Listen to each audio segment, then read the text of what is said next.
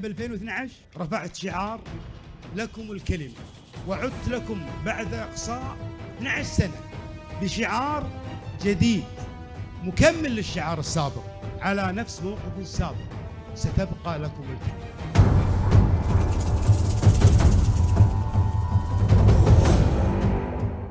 في عام 90 كانت لكم الكلمة، حررتم أرضكم. في عام 2012 كانت لكم الكلمة وطهرتم المجلس من القبيضة والمرتزقة. في عام 2017 كان لكم الكلمة في رفع الظلم عن المسحوبة جناسيهم.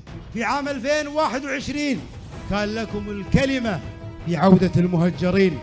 والآن في عام 2024 لكم الكلمة في وجه حكومة تحاول أن تمارس الإقصاء المجتمعي اللي غير مقبول من أبناء الشعب الكويتي بكل فئاته.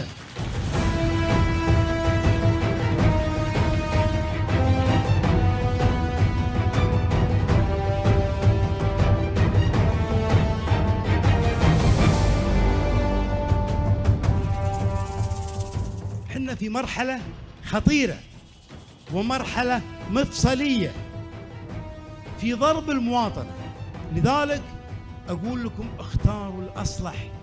هذه الكويت واليوم المواطنة تضرب، أنتم أحرار فانتخبوا الأحرار. الحر لا دخل قاعة عبد الله السالم ما يقولون له روح نام ويروح ينام. الحر يتبنى قضاياكم ويدافع عن قضاياكم ولا يخشى في الله لومة لائم. ما هم بحنا اللي لا طير عينه شيخ ولا وزير ولا تاجر.